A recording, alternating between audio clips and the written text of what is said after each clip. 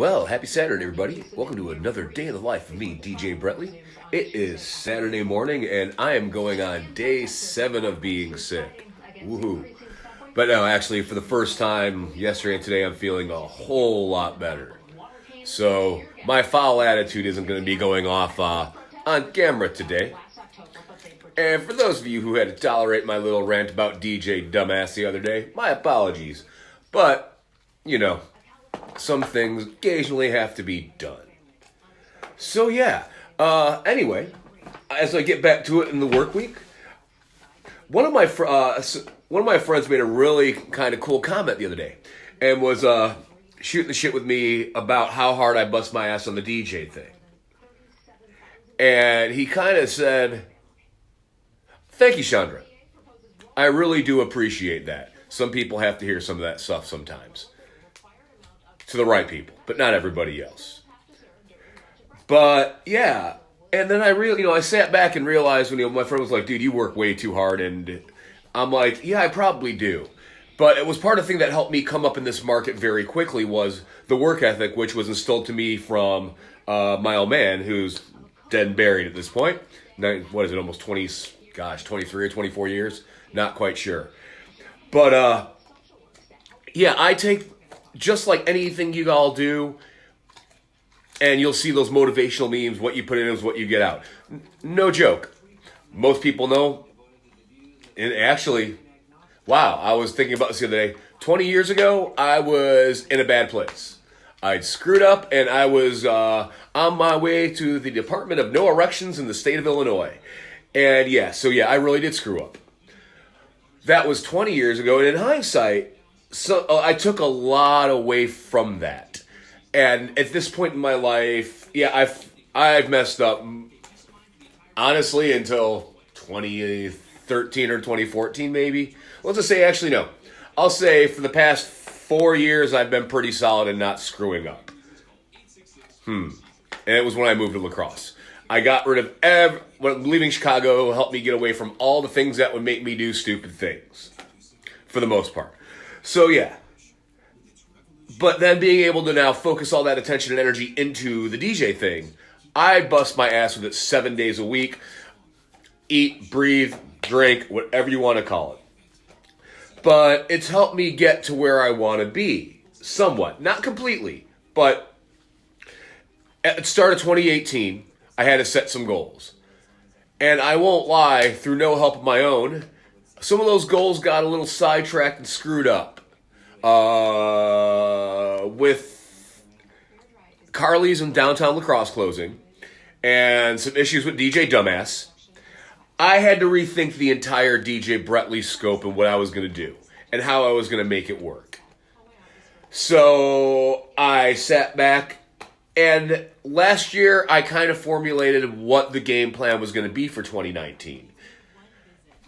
And to the best of my ability, tried to execute it. And I would like to think that June, July-ish through December was almost like 85-90% spot on of where I wanted to put the DJ Bretley thing. And that's through my booking and back-end stuff. The thing no one really sees. And I'm going to throw this crack out there, If you see me why, thank you. I might have to figure out how to do that. Like, don't be a DJ Dumbass. But, yeah, so I had to rethink my marketing plan and my strategy. And what you see in a club, a room, or anywhere like that, or even a wedding, is the culmination of weeks, if not months of work at times. And the back end of it all, there's booking, there's promotions, there's marketing, and marketing promotions, yeah, that is a hand-in-hand thing. But I will honestly sit back, look at it, and map it out for months on end, just like my booking. In fact, when I was at my gig last night, I was speaking with the owner of Tavern 129, and I just like I've done with every one of the venues I'm at, I'm like, how far out are you booking 2020 into 2021? Because when I look at it, I've kind of backed myself into a corner in a certain aspect of it all. But I don't have many free dates left for the entirety of the year. I have mapped them out for specific venues and specific areas based on what's going on in that area, school parties, events, and my weddings. And so, yeah, I didn't have many things left. And so I'm going to work on more booking today. And booking is the biggest part of it to make sure that you pick the right gig for you. And as a musician, as a DJ, if you're an entertainer of any kind, you have to find the right gig for you and what fits. Hi, Sammy. But what fits with what you are doing. For example, I've made a kind of a conscious decision about what avenue, sound, style I'm looking for with the DJ thing. And I'm pretty sure, I don't have to spell it out, you can all catch on, that I'm looking for a certain sound and a certain genre, play like a style of venue, club, etc. that I want to be at. And if you look at my booking pattern, you will see that come fairly clear with the bars I'm at. But booking is a large part of it. I've actually gotten some heat from other DJs that you shouldn't, why would you take less money at that room to make more money at that room? And at times it's not always about the money. And it's about doing what you love and enjoying it. Not to mention adding credibility as a factor to what I'm offering. Hi, Daisy. Someone's feeling a little high. She likes to say hi today. But adding credibility to the DJ Brentley experience. And one of the thoughts I had about it was,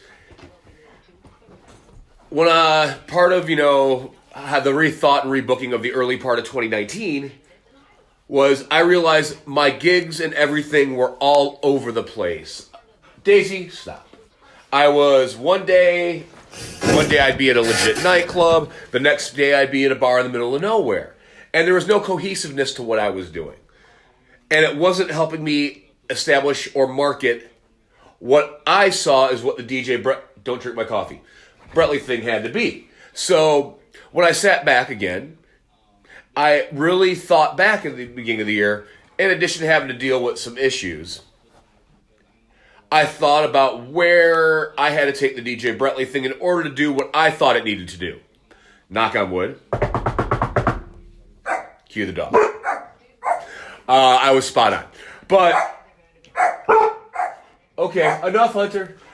And now as I move forward into 2020 and 2021, I'm really defining what I want to do with this all and book correctly. So, again, a conversation, a topic with one of my friends was, your dance floors are always packed. I'm like, it's not just me. I'm in the right venue for what I'm doing. And just as a bluegrass band is not going to go play, well, I take that back. By the way, big shout out to Sex Fist.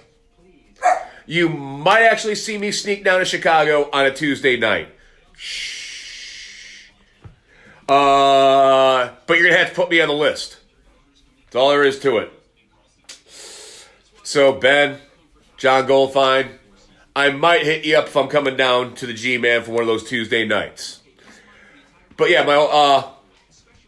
the joke about that is, and I actually wrote something about this for somebody yesterday.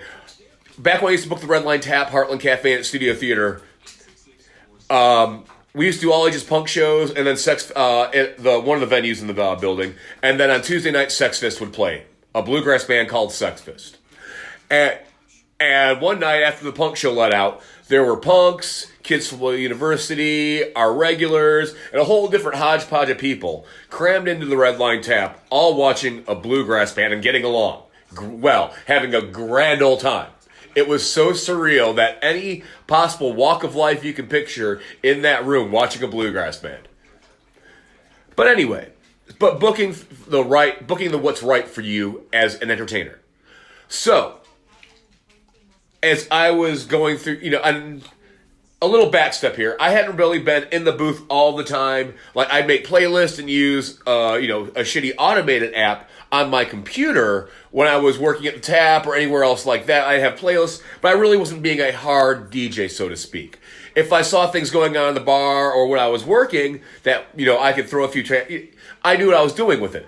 But coming to La Crosse and becoming a DJ again for the first, like really learning all the new era of it, I was very behind the ball, and I still consider myself somewhat behind it because of my lack of music knowledge from the year 2000 into about 2013, 2014. To be perfectly honest, my knowledge of top 40 era and dance tracks in that era is not all that strong. Additionally, when I left DJing full time, I was still using 1200s. I was still bringing 4 cartridges to a gig, plus extra needles, and you've got like 10 boxes of records. Yeah, I was doing all that still. So I also, had to learn the music, which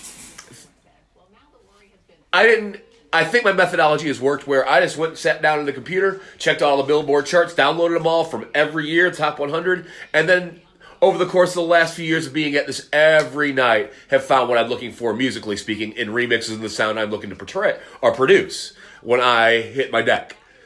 But yeah, so booking and figuring out where it needs to be. Now that I've kind of gotten the sound I'm looking for and know where that sound works, I'm only pursuing these avenues. I don't want to be in places that I'm not going to be received well or be able to give what they want. Don't get me wrong, you put me in any room, I know kind of what I'm going to have to do. But I honestly prefer to be in a more dance club setting. And when I say dance club, I don't mean like this is the time on Sprockets when we dance kind of bullshit. I'm talking more, I guess I'll spell it out. There's certain bars I'm at right now, like Dooley's, Tavern 129. Gosh, my head is kind of tired today. Glass Hat and Wausau, W, Chasers and Madison. They're all kind of collegey, 20, 21, 22 to 30. We're going to go out, drink, dance, and be merry. That's the kind, and you'll see, those songs that, might inspire group activities like Hotel Room Service from Pitbull, where everybody starts saying, we got the yeah. You know what I'm talking about. So those are the kind of places I'm looking to be at. I'm no longer trying to look be the square peg in a round hole, so to speak. Now, granted, a lot of the gigs I took over the first couple years on my initial DJ run here in the La Crosse market, I needed to learn a lot. So me taking a country gig, me going into the middle of nowhere, taking some bar gigs, it was a very worthwhile experience for me because I learned a lot. I learned what the other areas or the other markets in this area are like. And it's also helped me with weddings because now I can kind of get a good ballpark. I mean, yes, you have your top 200 wedding hits. But when you go to certain areas and you're like, okay, and a lot of the people are from there, you can get away with going in a different direction musically in certain spots. Yes, I'm still backed up. Not gonna lie, I love this shit. It helped. But yeah, so when you're in certain markets, shout out Sudafed, you can pay me, thank you. But it helped me learn about more DJing to what I didn't know. And in return, it's also helped me at the other gigs that are like at Dooley's, Tavern 129. That, okay, yeah, I see a group of people that I bet, let's just do something different. I don't play very much country, but for some reason, Sam Hunt's House Party has made it back into my sets recently. Not that I really wanted to, but a few of the places I've been, it was just, okay, yes, I need a happy-go-lucky, feel-good jam party rock song. That's one of them. It just gets people in that happy, hoppy-boppy, smiley mood. Then from there, I can go in any direction I want. And when I use songs like that, if I've been working in a heavy dance rotation set, I kind of use it as a reset. Let's get everybody back to a different, flat plane again, happy, smiling, not twerking, not doing anything heavy, but keep them dancing. And now, okay, let's start pushing the BPMs back up. Things like that. But that's why I've kind of structured my booking to be in the venues that are best suited for me. For example, or like Patio Party at Dublin Square, I'm thinking. Those are things I like to do, and I get interacting with people as well. And like or last night at Tavern 129, I never really felt I needed to use a microphone, but sometimes at some gigs I will more. More often than not, people were just going, "Hey, you got the song? Sure, you're pretty good, cool. Hey, you want a sticker? Yeah, you're on Facebook. Yeah, my Facebook page is here." So I got a lot of that last night. In addition, I probably got rid of about 100 stickers out, or a few hundred stickers out at Tavern 129 in Winona. And remember, Marketing 101, leave your stuff everywhere. Not only do you want to leave something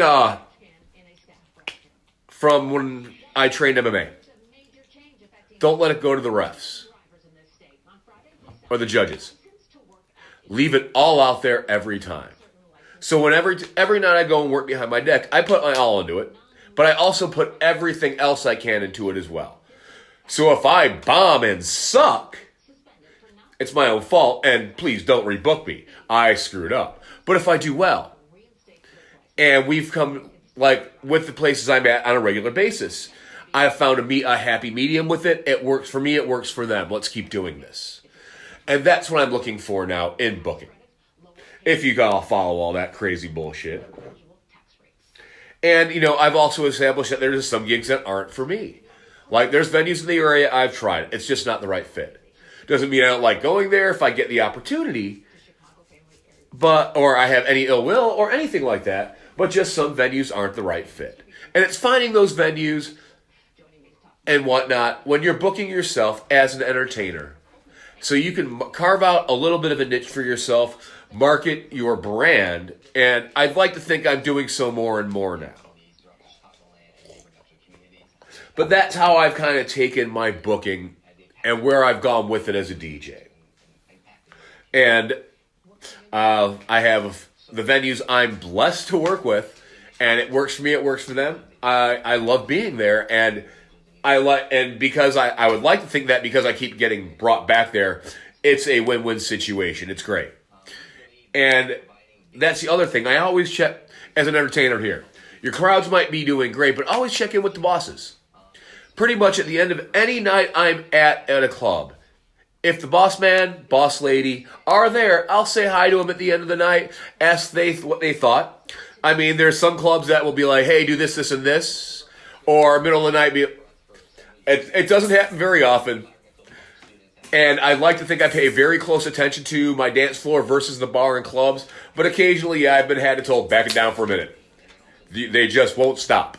And so that's when I put on a shitty song that still means, yes, I have a folder on there. It's like at my computer. It's like dance tracks that people know, but they're not going to dance to. They're going to bob their heads to and go get a drink. I have about 20 of them that if I need to drive to the bar and a floor crash didn't work, and that's when I respectively start at 50 beats a minute and work all the way up to 150 or so, crash back down. Okay, 130 to 150 is the range I'll crash it back down in. And I'm not going to lie. I'm going to message him in a little bit. But last night, I'm DJing at Tavern 129. And there's only a couple DJs in this area who will know what I'm talking about. But the BPM Curve and George Marcus used to drill it into your head at Legends and the Twisted Moose, Sawtooths and Cocos. Last night, as I'm I'm going through my computer, I'm like, keep going, up.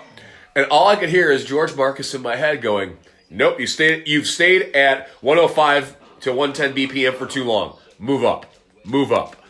And it was just rattling in my brain last night. But anybody who works the dance floor, remember that the BPM curve is a very essential tool to drive business to and from the bar. But I've been in an instance where I'm using the BPM curve, crashing the floor, and it's just not working. Daisy, no.